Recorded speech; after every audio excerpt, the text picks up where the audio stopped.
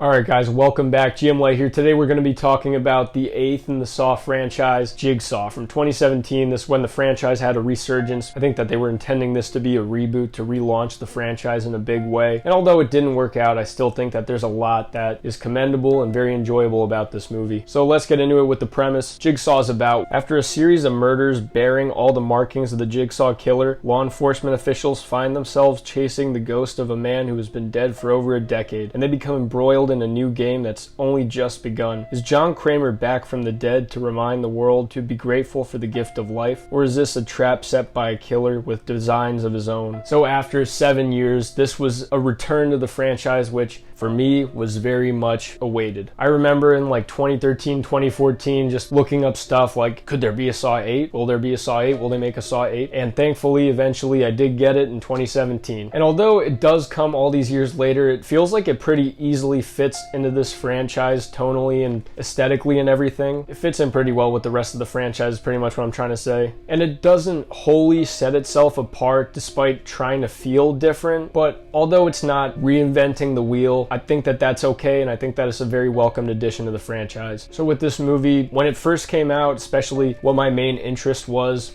how was Jigsaw back? How was this happening? There was a lot of intrigue surrounding that, and this provides a lot of great Saw stuff. I like how they kind of built up this mystery, pitching it to seem like Jigsaw was somehow still alive in the present day, and I especially had questions after seeing his corpse dismembered in an autopsy in Saw 4, so I really wanted to know about that. I was wondering, like, are they jumping the shark? Are they playing with time? What are they doing here? And I think that they managed to do this in such a clever way. That's one of my positives about it. I like that they bring him back in a way that isn't overreaching. It's not crazy. They just do it in a way that's clever, plays with time, and also makes sense overall in the story. And with a positive that I always have whenever I talk about these movies, getting more time with Jigsaw, with Tobin Bell as Jigsaw, I'm never going to complain about that. That's always going to be a positive. This movie also has a lot of pretty good production value. It feels a little bit more theatrical than some of the movies that kind of feel more straight to TV that was going on with the last couple. Some of those felt a little bit like TV episodes, and some of the set pieces and the way that they were filmed kind of gave me that feeling. But this movie feels very much theatrical. Feels like it's Jigsaw's big return to the movie screen. Gotta give props to that. And with that, it just provides a very good Saw experience. It hits all the right notes, gives you everything you want with the Saw movie. It gives you the gore, it gives you the blood, it gives you the twists, and then it sends you off on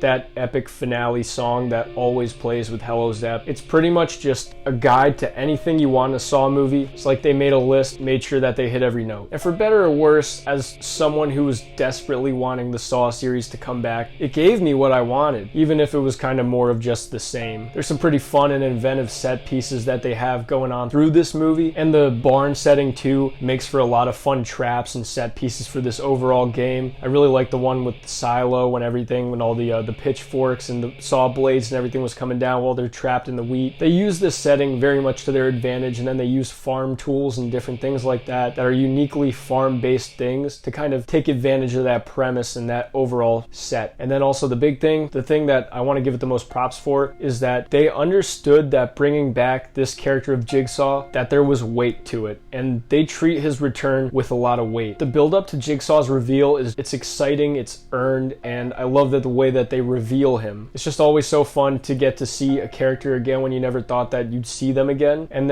they, I think, really understood that. And after the long hiatus that the series took, I think that they were smart to build up to the exciting reveal of Tobin Bell's return as Jigsaw. And maybe these years later, now that we are getting Saw X, we have these sequels and reboots, and the Saw franchise is very much alive again after Jigsaw, it doesn't feel as special, but at the time, it felt like a huge return. It was very exciting to see him again. And then again, it's just Tobin Bell never phones it in as Jigsaw. Whatever they give him to say, he says it with so much conviction, so much gravity, and his delivery and speeches, that they're always perfect. So that's most of what I have to say with the good. Now getting into the bad. Probably my biggest problem with this movie is it's a double-edged sword again, because what it does well is that it fits very well in with the franchise, but it also plays it a bit safe at the same time, unfortunately. they really had an opportunity to do something different with this movie. You had years since the last one, you had a whole different creative team. I think that they probably should have set themselves a bit more apart, but this just kind of feels like a movie that falls in line with the rest of the franchise and doesn't feel entirely different. It kind of fits very nicely in, and so that's some of its strengths, but that's also some of its weaknesses. So we kind of have to take the good with the bad. And with that, some of the bad, while I'm very engaged during the main game and all of that comes with that stuff, and that does feel like the meat of the movie, you also have the classic investigations, dirty cops, you know, those kind of plot lines that are littered in this franchise, and it doesn't feel like they do anything especially different with that. And you know, it's not terrible by any means. It's not like the most boring, worst thing ever. It's better than 4 and 5, but it's still not particularly memorable. And when I think of this movie, I'm not remembering the cop subplots and plot lines and stuff. That's not what I care about. I think about the barn, I think about Jigsaw, I think about all that stuff. The characters in the game are also not very memorable. They're a little bit stock based. I say the character of Ryan is really the only one that's memorable. He makes for a good character because he's like very scummy, and some of what he says, some of the way he says things, I think that the character was played well, and that's just some of the good stuff in the movie. He's very smarmy and hateable, but at the same time, it's not like one of those annoying characters where you're like, get him off the screen, he's fucking annoying. You actually are interested in him, and although you do want to see him die, you still find yourself interested in what he's doing and what he's saying as the scumbag of the group. The rest aren't terrible, but like I said, they're just a little bit generic. They don't have very interesting backstories, and you don't really care that much if they live or die. They're kind of just people set in this trap. You don't get too invested in them. But for the rest of the negative, I don't really understand how the spiral trap worked, to be honest. I don't really get how it was survivable. Was he supposed to reach down and grab the brakes and then it would stop it, but it would cut his arm up? I don't really understand it. Maybe someone in the comments could tell me, but I think I just didn't understand how that trap was survivable. I'm also not too positive, and spoilers if you haven't seen it, how I feel about the Logan twist. It just feels kind of unnecessary to bog down the continuity and the timeline even more with another apprentice, another one that has a tie to Jigsaw from the past where he was in a trap, then he was mistakenly set to the blade, but then Jigsaw saved him and now he's an apprentice. It just, I don't know, it just feels like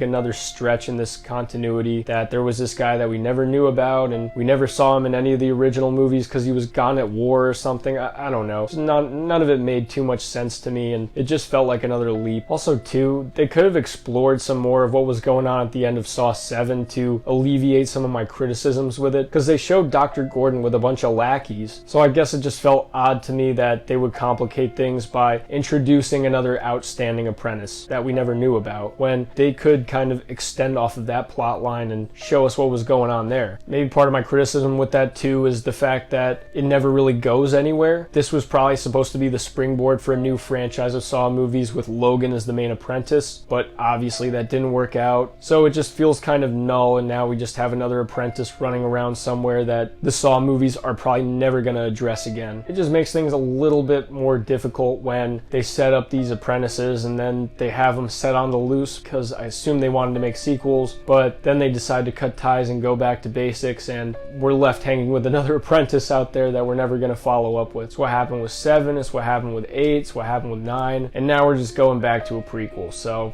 yeah, I don't know. But despite my problems, I do find this to be a very enjoyable Saw movie. Takes things back to basics, gets us in a nice little plot line that is very enjoyable, very watchable, and sometimes it's a bit basic, and sometimes the negatives kind of come with the fact that they are just playing to all these Saw things that I personally love, but at this point, I kind of wish that they did something a little bit different. Overall though, I by no means dread rewatching this movie. I find it pretty enjoyable, and that's kind of where I'm sitting with it. So Jigsaw 2017, let me know what you guys think in the comment section. I'd love to hear your thoughts on the 8th Saw movie. I'm GM Light, have a good one.